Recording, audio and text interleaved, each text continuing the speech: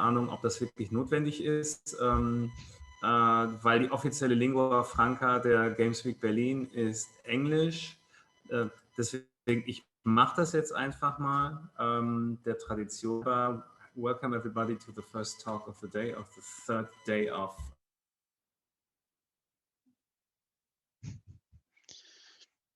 For me, you broke off again.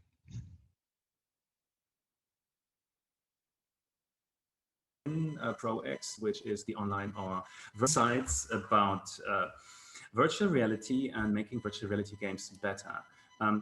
So our first speaker of the day is Thorsten Leimann of Ubisoft. Maybe Thorsten, do you want to introduce yourself just before you start your presentation so everybody knows who they're dealing with? Well, I'm Thorsten, but I have an introduction in my slides, so I will use that for that. So you get to know me in the slides. Okay, then I would say I'm out here and enjoy. So I will now share my screen. And so good morning, and thank you for joining me this early. I'm Thorsten, and I'm really excited to talk to you about maximizing the feeling of comfort in VR by minimizing fatigue.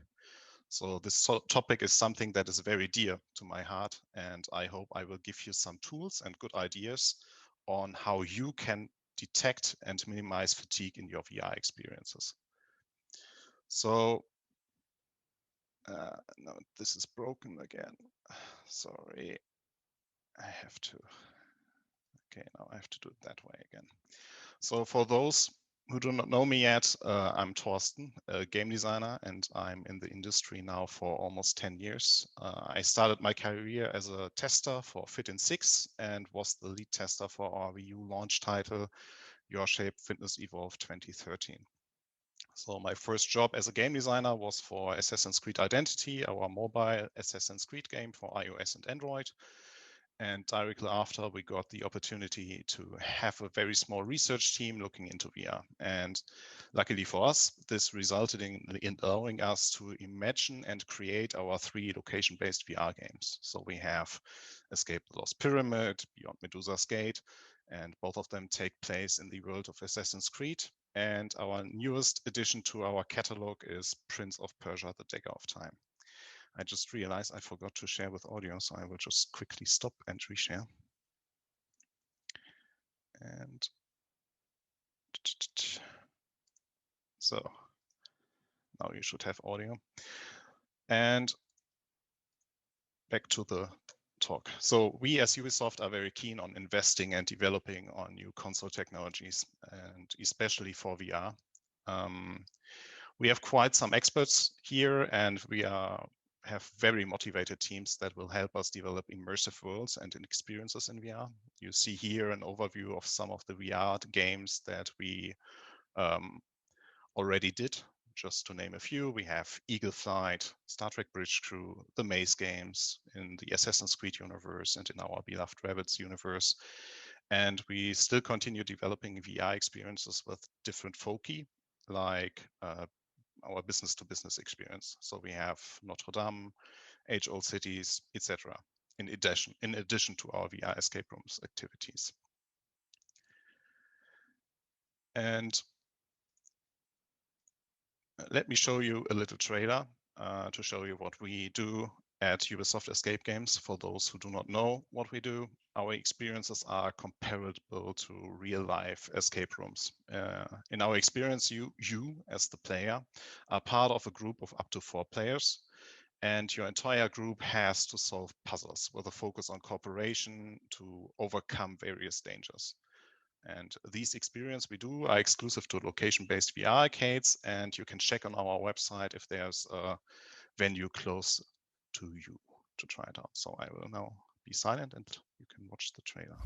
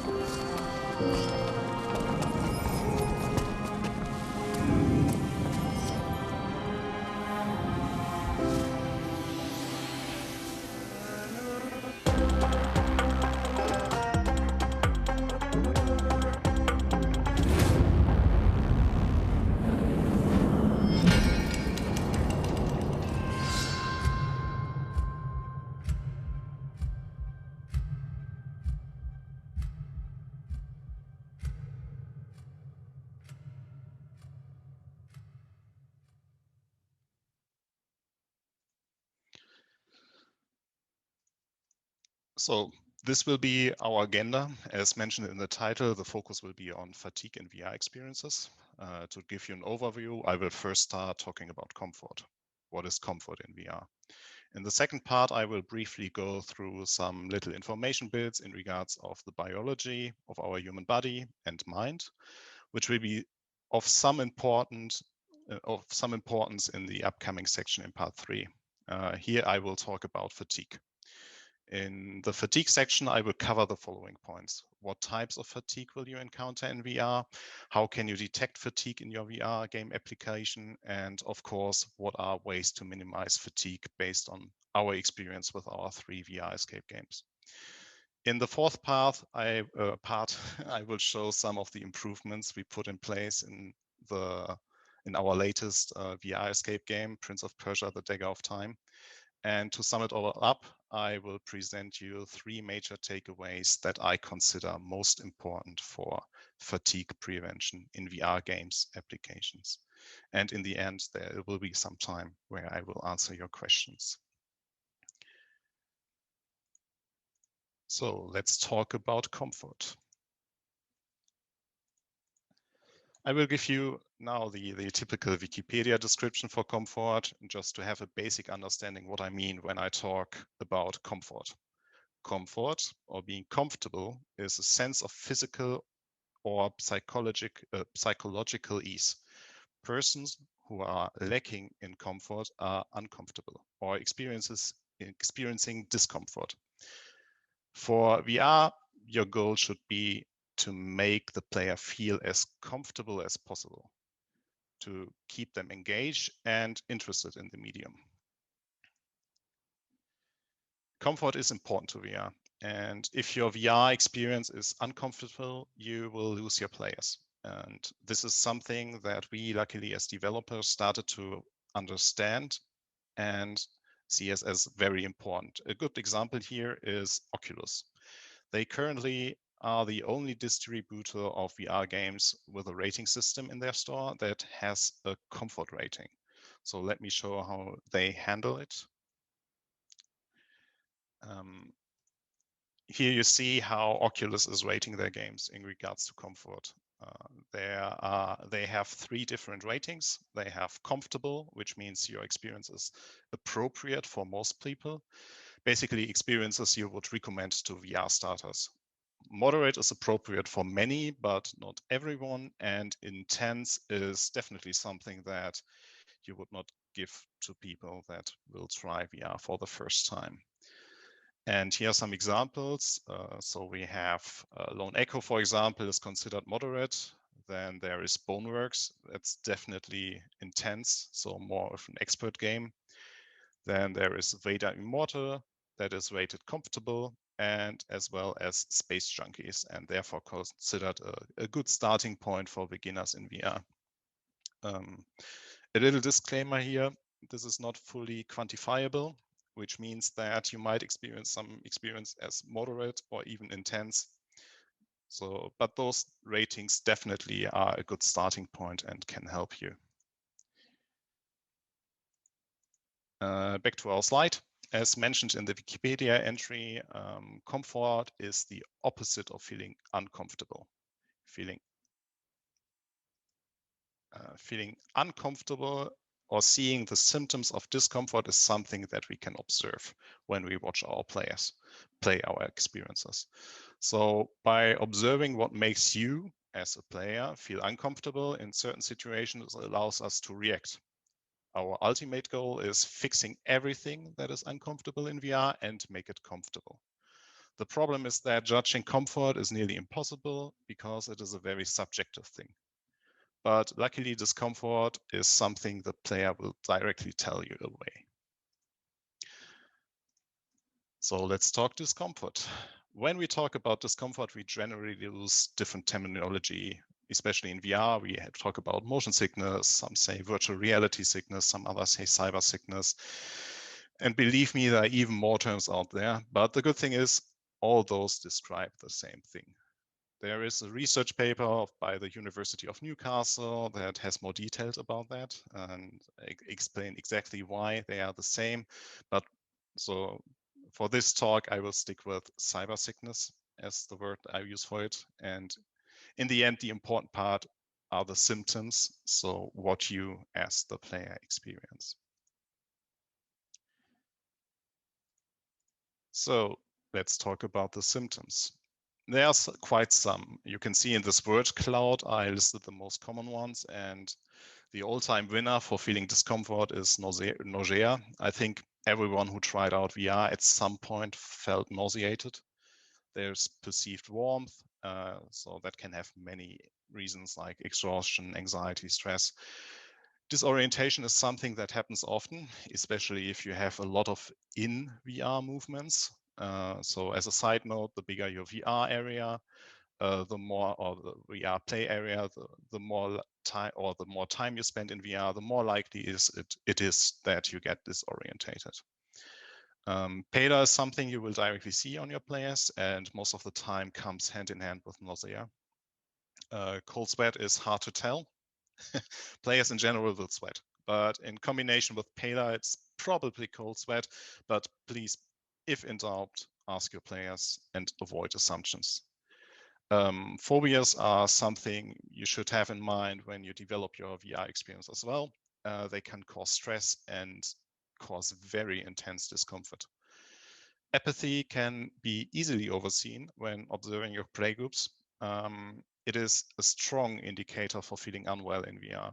So once you start noticing that a person that was quite active at the beginning stands around doing nothing for quite some time, maybe this is a sign that this person might need your attention. Increased salivation.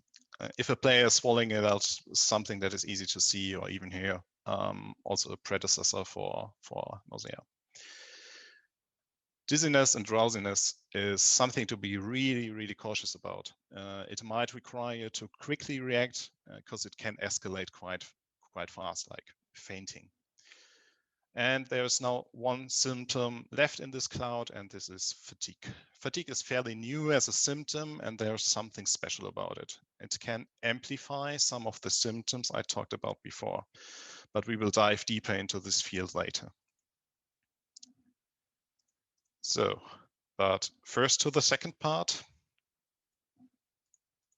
Let me talk to you about biology. Not in a very deep and scientific way, because I'm no biologist, more in the sense of awareness. So we as developers are aware of what happens to our players once we put them into VR.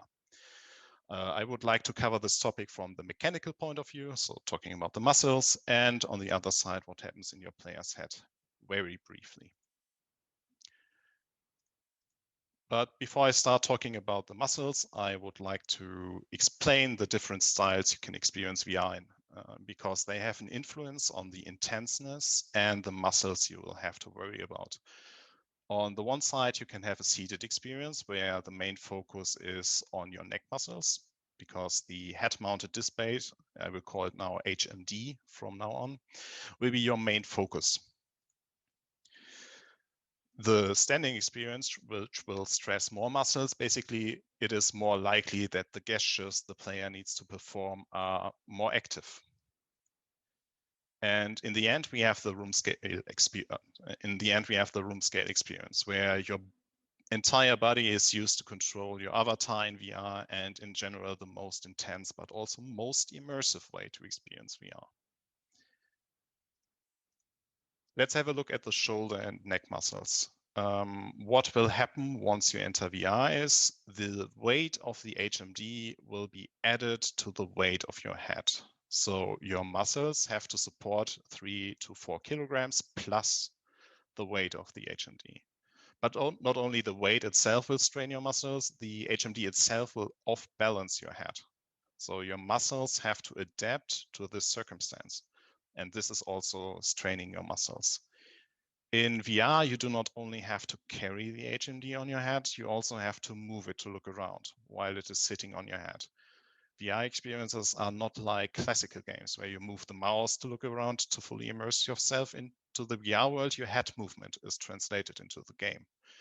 Sadly, with the additional weight of the HMD, Side note, the age restriction for VR headset is mainly to protect smaller children because their neck muscles are not fully built yet. So this is really important to keep in mind. Now we talk about your shoulders and arm muscles, used, for example, to hold the controller. Holding the controller itself might not be a lot of weight at first, but later I will talk about what can cause your arms to get tired in certain situations.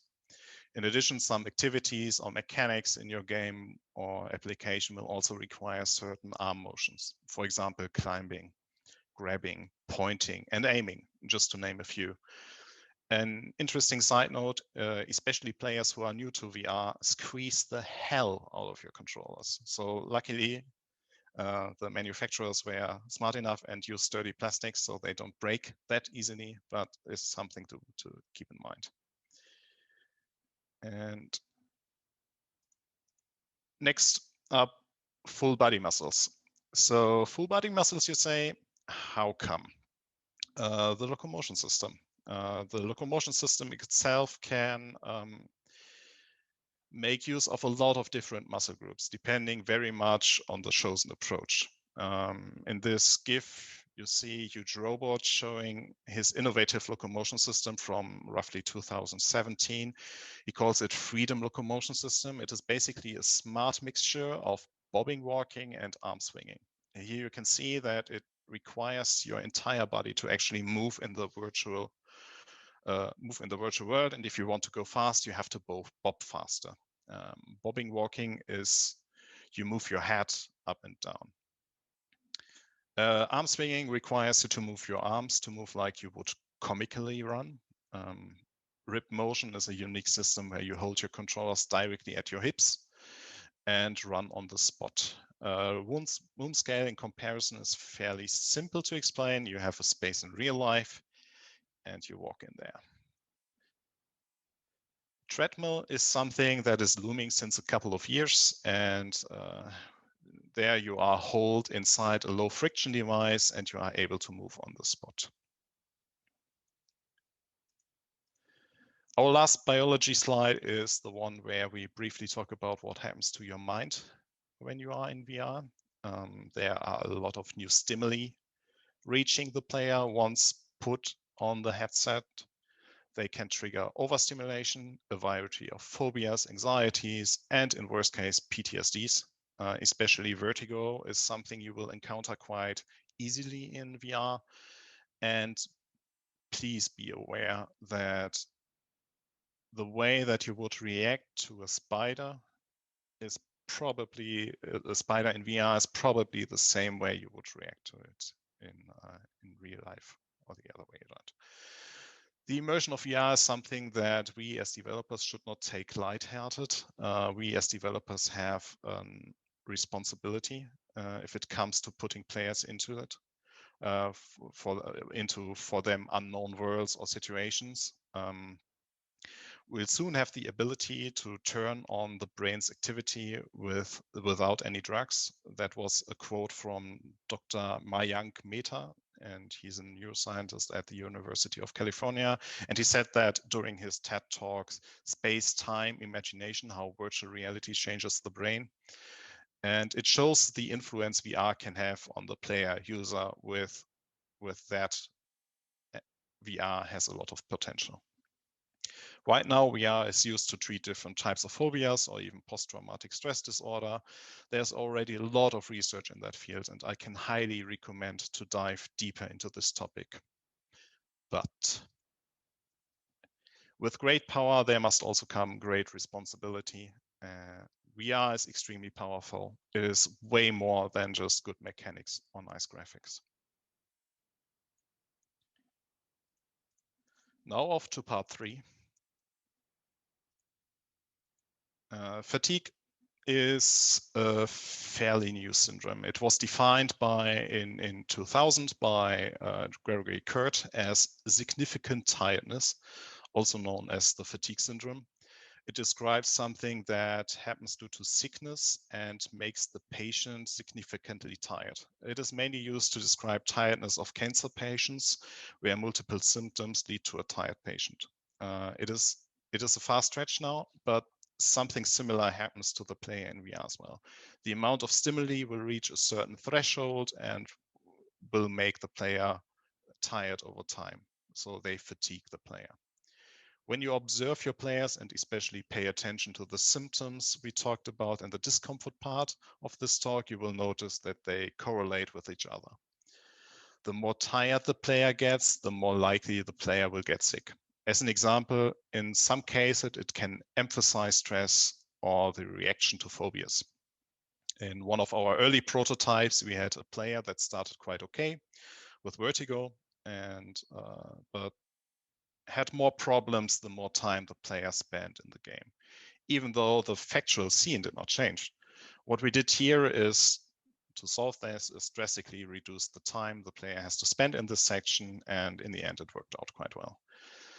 There's still a lot to learn in regards of how fatigue influences comfort in VR, but you already see that there's a clear connection. The potential consequences of fatigue are that the player will very likely drop out of VR and maybe even never try VR again. The feeling of boredom is something that will be demotivating and influence the perception of your game. Feeling tired will also lead to demotivated players and even urge them to quit. In all our Ubisoft Escape experiences, we heavily focused on minimizing fatigue to allow a more comfortable playthroughs of the experience. I will talk about these 4 topics with the focus on fatigue in VR. I will start talking about fatigue of the eyes, then continue with the muscles, fatigue through warmth, and mental fatigue. Fatigue of the eyes is commonly known as eye strain. Eye strain is the muscles in your eyes become fatigued. For that, you have to know that visual stimuli are perceived differently in VR headsets. VR headsets have a fixed focal distance, which can lead to different problems. On the one side, you have the so-called VAC or vertiginous accommodation conflict, which will make you sick and will also strain your eyes. What happens here is your brain tries to match the distance from close objects you see in VR to their actual distance. So the constant adjustment of the focal length and converging your eyes will stress your eye muscles. In addition, if there is a mismatch between the seen distance and the actual distance of an object, it will make you feel sick. If you have an object too close in VR world, you will see it doubled, which is also a good indicator that it might be too close. The other causes are a little simpler and not exclusive to VR, but perceived stronger in an HMD, like bright lights, flickering, and so on. So please pay special attention to fast-moving objects the player has to follow, especially with the additional weight on your head. It is more likely that only the eyes will move and not the head, so you can minimize fatigue of the eyes with this. And it's quite easy to reduce eye straining. Reducing the amount of flashing lights, or in general, reduce the amount of bright light sources. Having abrupt changes of brightness is also something you should try to avoid. It makes sense to start your experiences always with a darker scene and so slowly transition into brighter areas. And this is due to the fact that normally when you put on your headset, it is darker in there and your eyes are more likely adapted to this light intensity. Encourage slow movements, especially if the objects that move are relevant for the player. This is something that applies to a lot of things in VR. VR does not need to be as fast-paced as in regular game. From my experience, the slower, the better. Try to avoid objects that are too close and try to avoid reading as well. Fatigue through additional weight. The weight of the HMD will have a heavy impact on your muscles. It is definitely not a lightweight, so same goes for the controllers. If you have a backpack solution, you have to account for that as well. For that reason, we recommend our partners to not use those. So to give you an overview of the current weight distribution of the HMDs on the market, you see that even the most lightweight HMD is still half a kilo that you add to your head. But the weight itself is not all of it. the size of the headset also matters in the sense of weight distribution. Depending on the headset, it can be more front heavy than others and therefore will strain your neck muscles a little bit more. Let's talk about the controller as well. The weight you see here is per controller. The controller's weight is, it's okay. The difference between the different manufacturers is also not too big, so they can be treated similar. What will affect the perceived weight is the gesture you have to hold for a certain amount of time.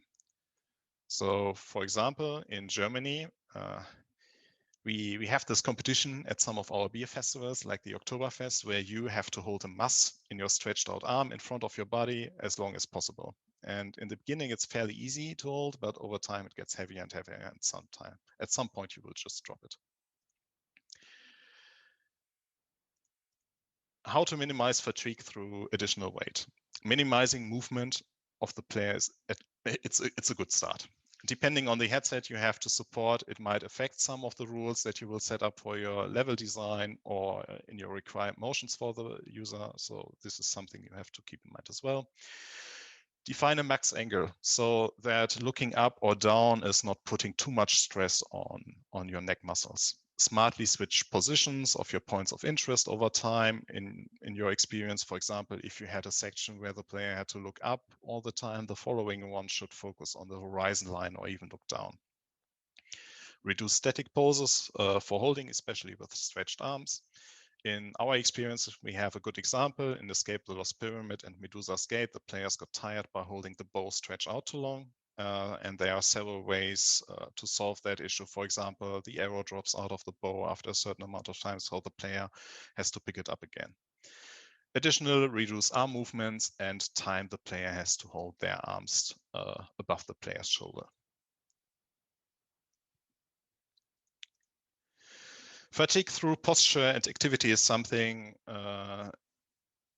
somehow self-explanatory. Playing games in VR is different to classical games. They are most of the time more physical. The posture alone will tire the player. In games, you rarely just stand around. You are asked to do certain activities like climbing, swinging, ducking, crawling, and so on. Those are very physical in VR. They require a lot of movement of the player in the real world, which will be translated into the VR world. A good example for VR is Beat Saber. It's a really nice workout tool that can be used to train your cardio at home, similar to Just Dance, which also requires the player to actually move. And playing 20 minutes of Beat Saber is definitely something you will feel right away and potentially the day after. How can you improve on your fatigue prevention for your activities and postures? Know your mechanics and know which muscle groups they require. Once you have an overview over each muscle group that is used in certain situations, you can smartly alternate between all your in-game mechanics. By being smart, you know which muscles were used before, and in the next sequence, use another one just so that the previous one can rest a little. Time spent in your game is also a key element. Creating breaks will help your player to recover, basically tailoring your gameplay to your session time. Fatigue through warmth is something we might only know from lying in bed during the warmest period of the day, not right now, but in the summertime, and you don't have any energy left for cleaning the flat. So this also applies to VR. In the VR headset itself, the heat is jammed in front of your face, and the warmth there's also warmth generated by the PC standing around you, which results in you as the player getting tired over time. So how can I prevent warmth? This is mainly aimed for location-based VR locations. We commend all our partners that they have an AC, that they have good airflow in their room. But if you play at home, ultimately, please take care of yourself and your surrounding area settings. So space, temperature of the room, etc. To ensure your environment is as comfortable as possible. as it has a significant impact on the quality of your experience. And of course, your own well-being, like drinking enough, just the classics. What I personally do, so a neat little trick to prevent cyber sickness as well, I always have a ventilator pointed at me while I play. So I will have an additional airflow, and the air movement will trick my brain that I'm in motion. I'm not, but my brain gets tricked in that. Talking about mental fatigue now. You will get mentally exhausted when you are playing VR games. I always like to compare it if you booked a blind booked a vacation to an unknown country and you have to look for a place to sleep and eat. This can be really stressful for you, especially if you do not speak their language, you feel lost, and a lot of anxieties might kick in. As with any unknown environment, entering a VR world can be similar. Your attention will shift into a sort of instinctive survival mode, and this can be both thrilling for some, but also generate a daunting uncertainty for others. In our experiences, we noticed that social pressure inside the group can be really stressful for some players as well, and can have a heavy influence on the well-being of the particular player. The immersion of VR experience is something very unique and create very memorable moments for the group or individual, but on the other hand can be overwhelming for others. Especially newcomers sometimes forget they can simply put off their HMD, so to flee the virtual world, but instead they panic and crash into your furniture. How can you minimize these effects? Well, be patient. Allow the player to take their time. Be humble and be thoughtful to your players. Every player is different, and you will not be able to make everyone happy, but at least you can try. Allow skipping of intense parts, create safe spaces, be aware of the different roles people can take in social groups. In our experiences, we made sure that riddles can be solved by the group effort. So instead of putting the pressure on one individual, we made sure that the solution is just a sheer collaboration. Have safe places throughout your experiences where it is very clear to the player that there is no harm coming to them and they can feel protected. So now I would like to talk to you about some things we learned and improved in our latest installment of our Ubisoft Escape Games, Prince of Persia, The Dagger of Time. And in this experience, you are contacted by Kaidina, the Empress of Time, known from the old Prince of Persia games, to help her overcome a threat to her Fortress of Time. Kailina will summon you into the Fortress of Time, and with the help of the Dagger of Time, the well-known time-controlling device, you and your friends have to overcome the dangers in 4 different towers of the fortress. This experience is a giant success, and I'm really proud of our team, what we achieved there. So we learned a lot from our previous experiences. Our philosophy in our entire development process was always start as early as possible with focus testing specific features, so you can early detect if an idea is working or not. And if needed, scrap that idea. Once we were done with focus testing, we started even in the very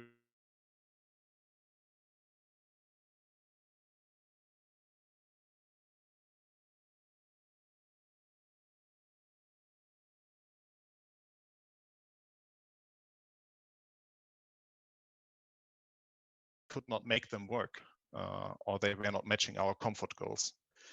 Comfort was and will always be so what did we do to improve, and where did we learn new things in Prince of Persia, The Dagger of Time? First off, climbing. We did a lot of improvements in our climbing section in the beginning. Well, something is happening here.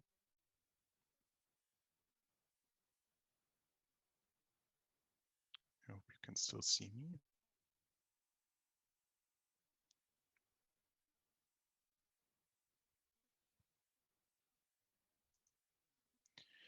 Just a second.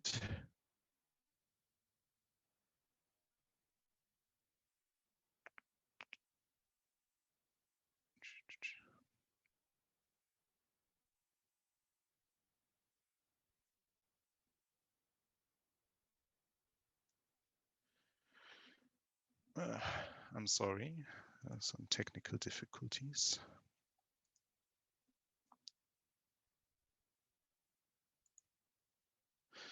So continue with climbing. We did a lot of improvements there in our climbing section in the beginning of our development process.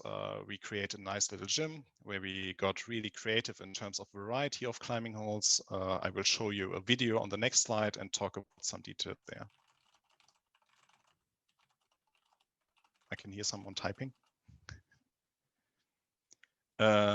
In regards of points of interest, we defined max angles where targets or other points of interest will need to be positioned, like the goals for the player, the path the player has to take, and so on.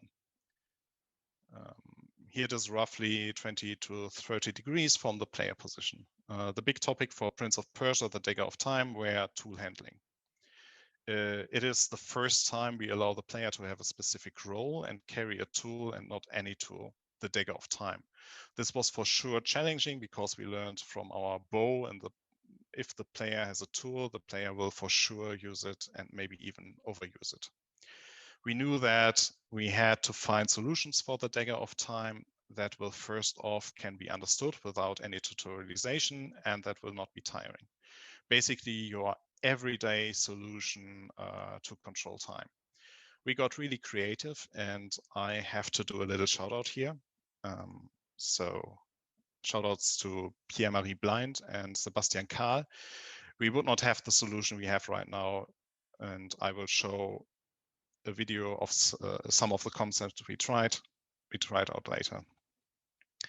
In regards of safe spaces, it is something we did in all our experiences, and again did in Prince of Persia, the Dagger of Time, especially in the beginning. We allow each player to get used to VR in their own pace, and the player themselves decide when they will meet with the group for the first time, in our case, by opening the door to the big room. In addition, we have sections throughout the entire experiences that allow the player to rest and enjoy a moment of silence and just gaze around. So as promised, here is the video of our climbing prototype. Our goal was to get a better understanding of the muscle groups and what is comfortable climbing. What I mean with comfortable climbing is, do you have to do movements that are overstretching or even hurtful? What is the ideal distance between climbing holes and so on? What we noticed quite early is that every player climbs differently. So this is something that you should also encourage if you're doing climbing holes in your game. Allow different grab positions, even encourage experimental ways to climb. In the end, we found a setup for our climbing that had a certain variety to not focus too much on certain muscle groups and to encourage tailored climbing experiences to the player. And here are some examples for our points of interest and safe places we created in Prince of Persia, the Dagger of Time. This image is quite old, and it is from our garden tower section. You can see here the rough outline of the climbing path, where the lengths of the individual path were really important to us. We defined a maximum length to make sure that they are not tiring.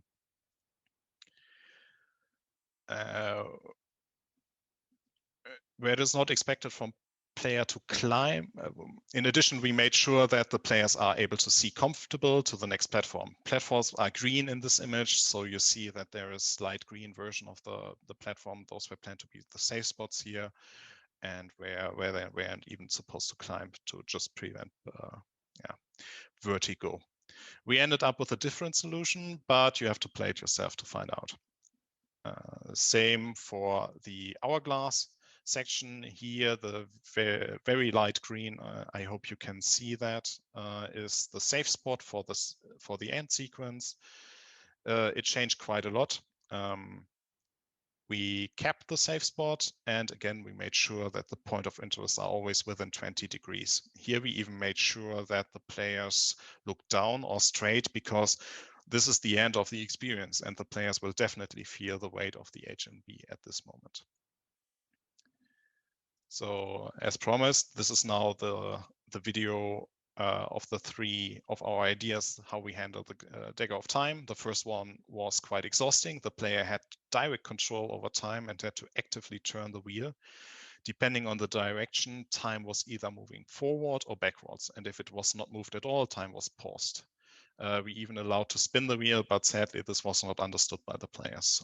The second solution you saw here is what we, in the end, ended with. The idea was that it feels like juggling or pouring water from one hand to the other, or in our case, sand. And the flow of the sand is the representation of the speed of time. So the gesture to stop was that both of the player had to hold both hands on the same level, which is good because we allowed the player to pause time in a resting position by allowing them to let their arms hang to their sides of their body. The last solution you see here was very simplistic and was understood quite well, maybe because of the old school video recorder buttons visible. The downside was that we observed that even though the player was not required to have the arm stretched out, they did it. And like mentioned in the previous slide, this is very tiring. The takeaways. So I have 3 for you, and I consider those 3 the most important for VR experiences. So first, treat your players like newborns. What I mean is pretend that you have to teach your player all the basic interactions, like walking, grabbing, even talking. The second one, know the muscles. Make sure that you are aware of which muscles groups are stressed and in which situations, and plan accordingly. Third one, the player defines the tempo. Do not force a certain speed throughout your entire experience on the player. Some players have a really hard time to adapt to the new surroundings. Please be patient and have regular breaks. In general, you can say be player-centric, and these are my major 3. There are a lot of more things you have to keep in mind, but those heavily depend on your individual situation and most of the time have to be tailored to your very own experience. I cannot emphasize this enough. Test early. Don't be afraid to try something new, but also don't be afraid to scrap even good ideas. Maybe those are for another game at another time. Did I raise your interest in starting developing for VR, or do you want to join us? We are always on the lookout for talented people in our studio in Düsseldorf. So you can go on our website and check our open positions. So there are even a lot of VR open positions that we have right now. This concludes my monologue. And this is now the part where you can ask your questions. Also feel free to contact me either through my Twitter account or directly by mail. Thank you. Thank you very much, Thorsten. So one thing that Thorsten said, this is the time where you have the possibility to ask questions in our Q&A. You can just use the Q&A functionality in the German version of Zoom. It's called FNA, Fragen und Antworten. I also want to use this opportunity to thank our partner Netzwerk NRW, so thanks Netzwerk NRW. Cheers to Düsseldorf. And maybe because to break the ice a little bit, I have some questions for you, Thorsten, to keep the conversation going. Sure. So with the learnings you had about like muscle and physical fatigue, how valuable is the data and the experience that you earned to have like to develop maybe something like a better VR workout? Well, you could definitely make use of that. But yeah, It's a tough question because like I said, you always have to wear an HMD, and it's can be very uncomfortable to sweat below that on the one side, but also like the muscle that it takes will definitely be maybe it's not the muscle that you want to train, and it can lead to some injuries or something. So I would be very cautious about that. But yeah, maybe I think there are opportunities to try out, but yeah. Okay, because maybe what you said is that the weight of HMDs always have to be taken into consideration. Yep. I think right now HMDs weigh something between 400 and 600 grams. No, it's way more. Really no, it's way more. It's almost it's way a kilo. more. Yeah. Yes. So which one is a kilo? Index is right now the killer in terms of weight. Okay. Well, I don't have I don't think I have the weight for the Pimax ones, because I can think that the Pimax might be even a bit heavier, but at least the data that I have, the Index is the heaviest. Okay. What do you think is an ideal way to work with for experiences that Ubisoft is doing? And is a certain amount of weight necessary for having a good experience as well? You mean for the HMD, the weight? So actually, Yes. well, it's not something that I have an influence on.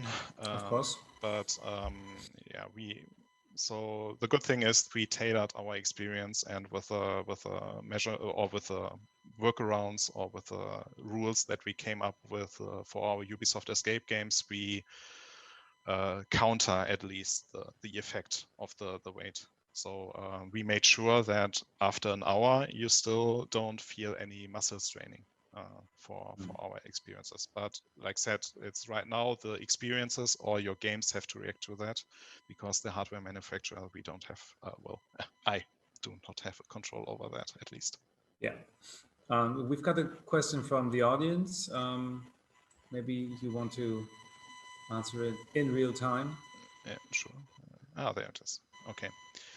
Are you working with the medical sports science in developing these VR experiences? No, sadly no. We are right now starting to be more involved with universities and official research, but that is just a more recent approach that we are now trying to do.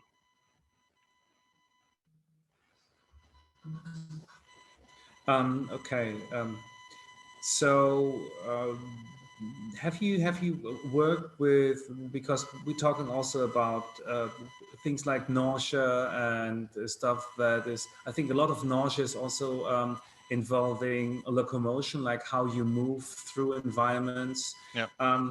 What do you think of redirected walking as a solution for future VR experiences? Well, it works quite well. So I think a really well-known application for that is T4God, where they have this non-Euclidean rooms where you basically can walk infinitely in a very small play space. And this is amazing. It's like you are traveling a lot and you don't notice. The downside is you disorientate yourself a lot. So you will, after 10 minutes, you don't know where you are in your real room anymore. But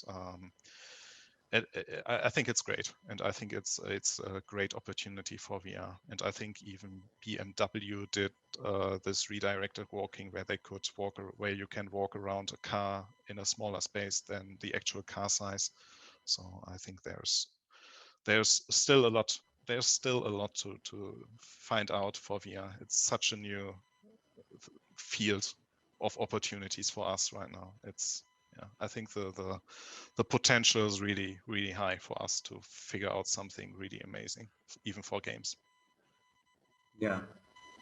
Yeah.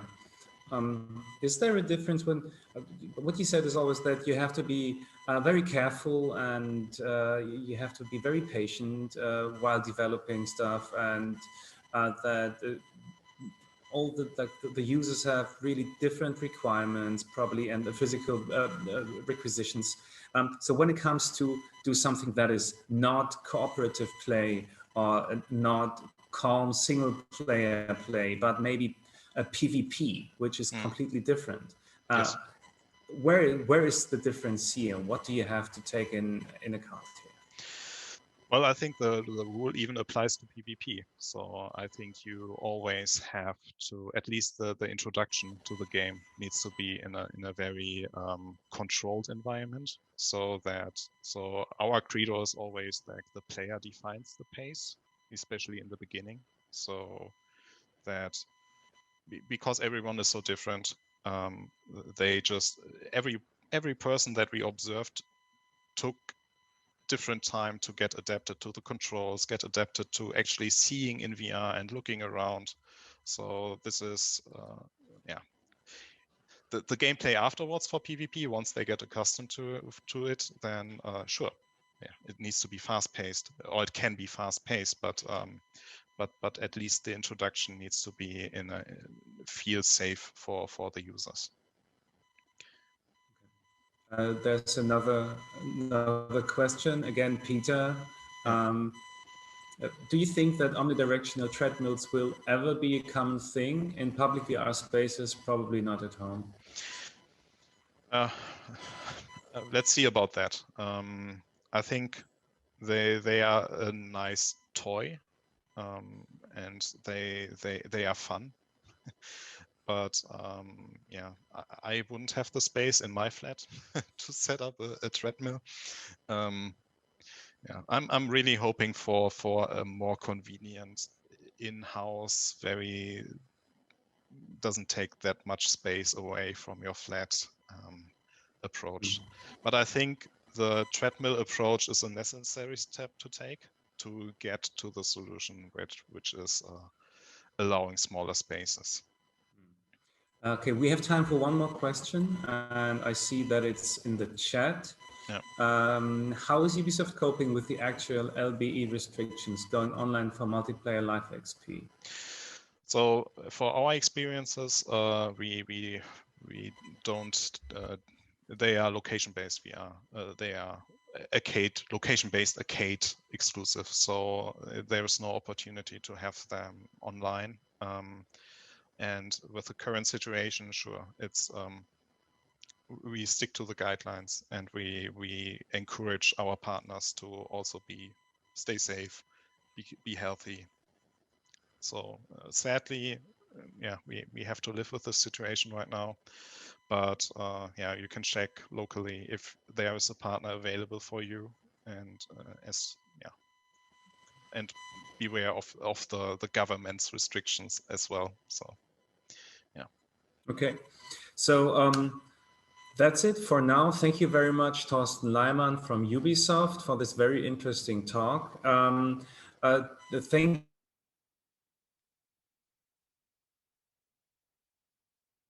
you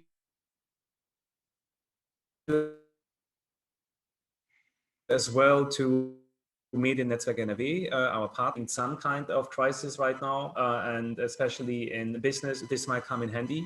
So if you're interested, it's starting in 3 minutes on Zoom. Again, Thorsten, thank you very much. You're welcome. Bye-bye. Bye.